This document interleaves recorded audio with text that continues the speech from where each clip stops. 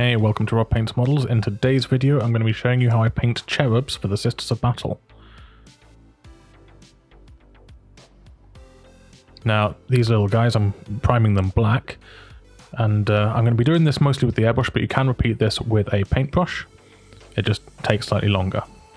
So I'm going to start off by base coating the body of the cherub with Cadian flesh tone.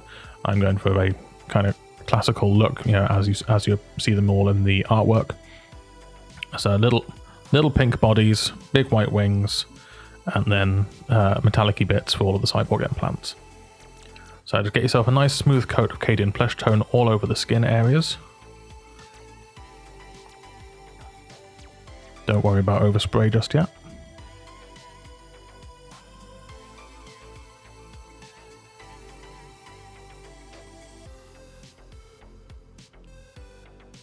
Okay, and once that's dried, we're going to be moving on to using Kislev flesh, and I'm going to be doing this in a zenithal highlight. So the first one's going to be from about 30 degrees off the horizontal to about 45 degrees.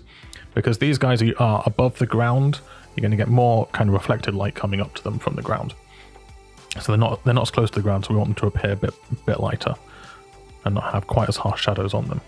So I'm just doing a zenithal highlight from the front, and I'm also making sure to catch the back of the feet there as well. Next highlight is going to be a flayed one flesh. These are regular GW paints for the most part. I'm not using the air versions. I'm just thinning them down with some water and running them through my airbrush at about 30 psi.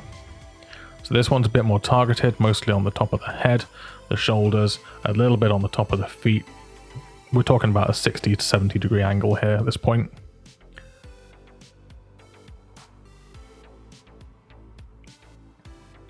And again, just trying to get the backs of the heels with the airbrush there. It's not particularly easy, and different cherubs it's slightly easier than others. This one is kind of hard. Last highlight with the airbrush, pallid witch flesh. This is quite thinned down, and I'm pretty much just hitting the ridge brow there with the pallid witch flesh, and a little bit on the tops of the knees and the feet, and that's it, done. Now I'm going to take some Reichland flesh shade, and I'm going to put this into my airbrush neat, no dilution. I'm not changing my air pressure or anything here. I'm just using careful trigger control as I spray this from the underside to create some shadows and just kind of give us a little bit of a darker tone. You don't want to apply this too thickly, you don't want to see it pooling, you don't want to see it be wet. It should actually dry almost as soon as it touches the model. And it'll just give us a little bit of a darker tone on the underside, and it's so translucent that it won't obliterate anything that we've already done. Dropping your model is optional. Now, I'm going to base coat all of the wings with Celestra Grey. I'm doing this with a paintbrush because it's too hard to get my airbrush into the little crevices behind the model. If you haven't glued the wings on and you've done this in sub-assemblies, then well done. Have a cookie. You've done a clever thing. In this particular instance, I had glued the wings on, so I'm painting this base coat in with a brush. It takes about 3 nice thin coats of Celestra Grey to get a nice solid base coat of this. Just make sure that you let each coat dry. Do not move it around. Be confident. Just do a coat, let it dry, then do another coat, and you won't get lumps. Now I'm using Ulthran Grey Air Paint. I'm using this in my airbrush. It's thinned down just a little bit with water. And I'm going to be using this to paint a gradient onto the wings. So essentially I'm leaving the darker areas where the wings fold over towards the spine of the cherub there. And I'm just carefully painting in a little bit of a highlight here. Now I'm angling the wings so that where they kind of overlap and drop off like a little kind of cliff face, it will leave a little shadow in there. So from the back I'm actually shooting it from underneath, and from the front I'm shooting it top down. And this is so that we get a shadow on the underside of those wings. Now, I'm not worrying about overspray hitting the model here because I'm doing this quite carefully. And if it does overspray a little bit onto the model, it's not a big deal because we can touch it up afterwards. But also, since we're working so close to the tips of the wings, it's not a big deal of actually trying to aim this. So this is what it looks like after just that one airbrush highlight. Looking pretty good. Now I'm going to use this is Vallejo Game Air Dead White. You can use any pure white that you've got access to for your airbrush. Again, thinned down just a little bit, and I'm just spraying this right on the very tips of the wings. I'm also going to use this to spray down across the tops of the wings, and that's going to be our highlight. Again, not too worried about overspray. This flesh tone is so pale that you probably won't notice it, and if you do, you can touch it up afterwards.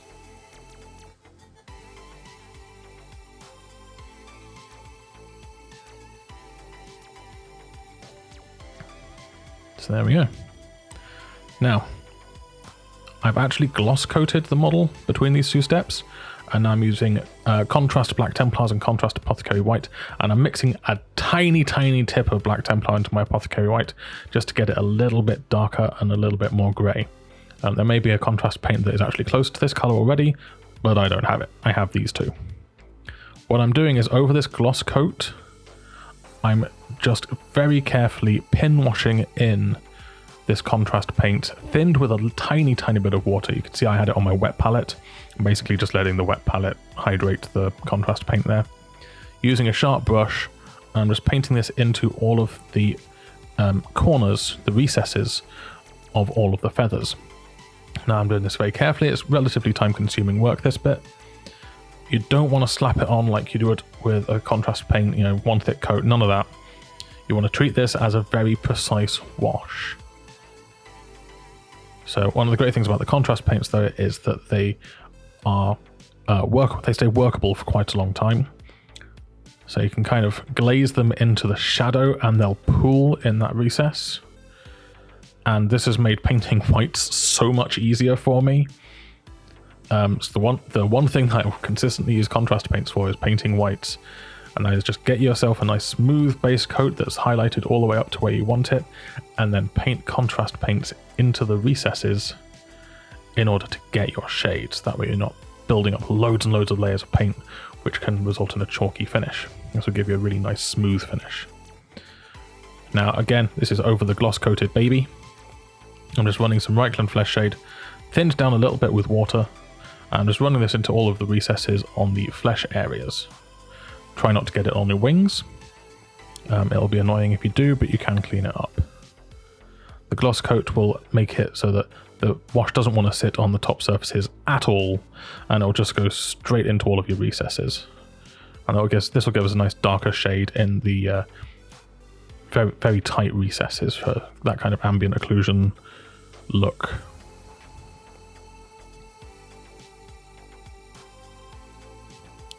You can also use a clean brush with a little bit of water on, just to kind of feather out some of those blends, reduce coffee staining. Generally the secret is, with this particular technique, is you want the entire surface of the model to be wet, then you won't get any coffee staining.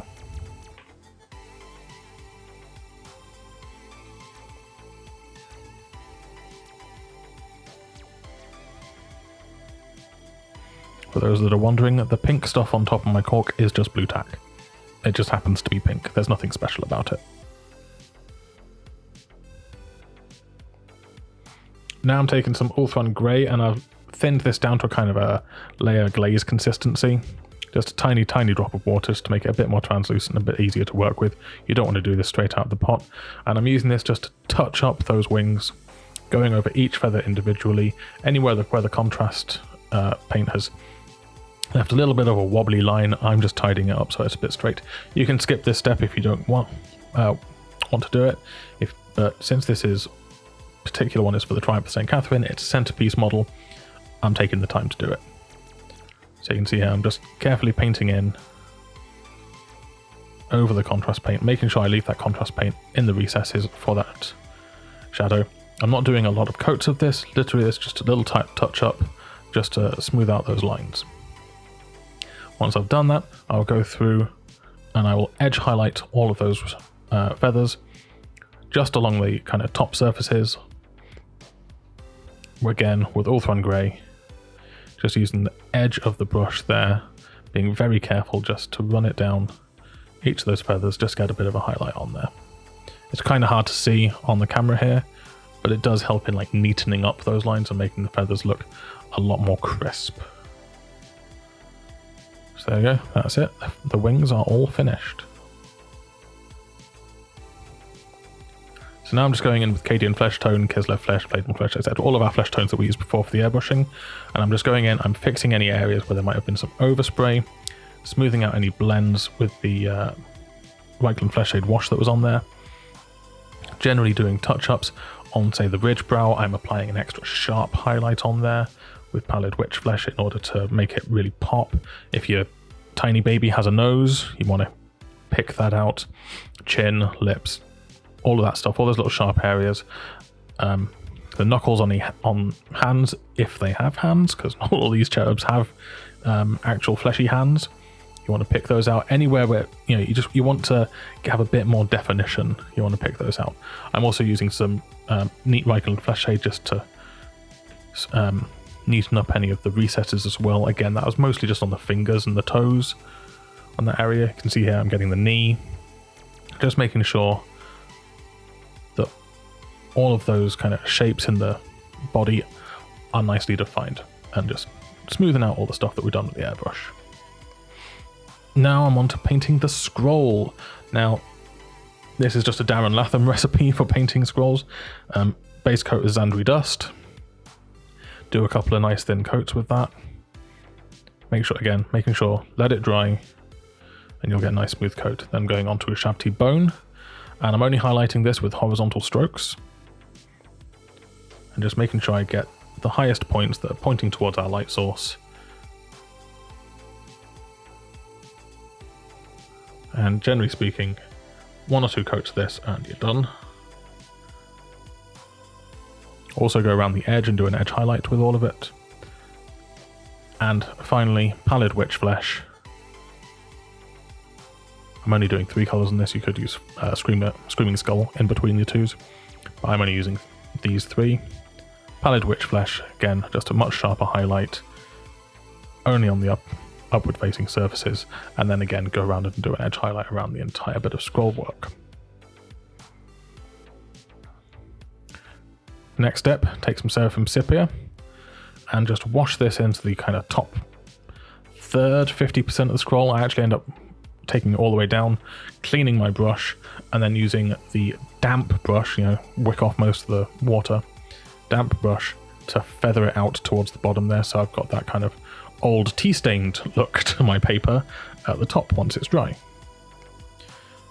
Then take your Agrax Earthshade, wash that over the entire scroll, again using a damp but not wet brush to feather it out towards the bottom. Make sure anywhere where it's pooled a lot, you don't want those pools to stay. You just want it in the recesses to give it definition around the edges and to stain a teensy bit. You don't want big pools of wash on the flat surfaces because it's not right. That's not where the shadows would be. Now I'm painting all of the cables. I'm only showing these simple cables, which I painted red. This is fairly standard red cable recipe from my Penitent engine. It's just base coat of Mephiston red. Being very careful not to get this on everything else. And then we'll be doing a highlight of Evil Sun Scarlet over the top of that. Then a final highlight with Wild Rider red. On some of the other cherubs, I also painted blue cables and some hazard striped cables as well. Just do whatever you feel. This one I just went with red because it looked right. I liked the symmetry of having 2 red cables on either side and 1 red cable for a tail down the back. So this is just some Evil Sun Scarlet, not really thinned down that much. It's a very translucent paint. I'm just making sure to only highlight the top facing surfaces with this. And then Wild Rider red. If you go beyond Wild Rider red into an orange, you can run the risk of turning your cable into basically looking orange rather than red. Wild Rider red is, in my opinion, the furthest towards orange you can go in the GW paint range and still have it look red. If you go further than this, even into Troll Slayer orange, you need to paint such a really tiny highlight that it doesn't read as being the color of that cable. Wild Rider red, generally speaking, the brightest, orangiest red you can go without it looking orange. Now, this is one of my new favorite things to do. I'm just using Contrast Black Templar here to block in anything that is going to be metallic. Or in some cases, anything that's going to be black. On this guy, just metallics. The reason why I like using this is because it flows really nice straight out of the pot, and after 2 coats, you have a completely opaque black finish. It takes a little bit longer to dry, but generally speaking, when I'm using a bad and black thin down, it takes about 3 or 4 coats to get a completely opaque coat of black to be able to do stuff on. The Black Templar, 2 coats, straight out the pot, job done. Now, once that's dry, give it a coat of matte varnish. This is Winsor & Newton Galleria acrylic matte varnish. You can get it in like a half-litre bottle that's really cheap by volume. And you can check that out on my Amazon store. There's a link in the description to that, where you can get all of the stuff that I use in my videos. Now I'm painting the metallic areas with Vallejo Model Air Gun Grey. This is basically not thinned down at all. I've applied it onto my wet palette and I'm just applying it with a brush. These paints go on so nicely with a paintbrush. They need to be thinned down to be used with an airbrush, but with a paintbrush, these are amazing and they give a really smooth finish. It's the best set of silvers that I've ever encountered in acrylics. So there you go, that's the Gun Grey all done. Next I'm going to highlight that with Vallejo Model Color Steel. So just hitting up those top edges, anywhere we want a bit more shine. So yeah, just picking out areas on the skull there. And I'm going to wash over this in a minute, so don't worry about tidying it up too much. You just want to get those top facing surfaces, generally speaking near the middle of curved surfaces. So on that little kind of breastplate he's got down there, just mostly towards the middle part where the curve is, so that you get a nice bright highlight there. Now I'm using non-oil straight out the pot again with a small brush, just being careful, don't overload it too much. You want to keep this under control and just run this into the recesses and over the surface a little bit. It'll dull it down, but it'll mostly just give us quite a lot of definition. Let this dry fully after you've applied it, and be careful not to get it on the wings, because then you'll have to touch up the wings and that can take a long time doing it by hand.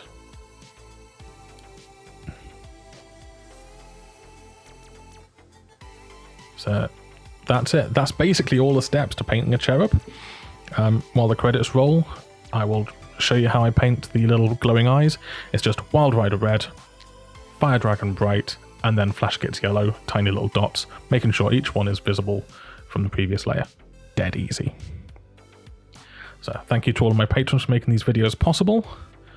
I hope you enjoyed this video. If you did, click that like button, subscribe to the channel for more videos in the future, and I'll see you around. Bye.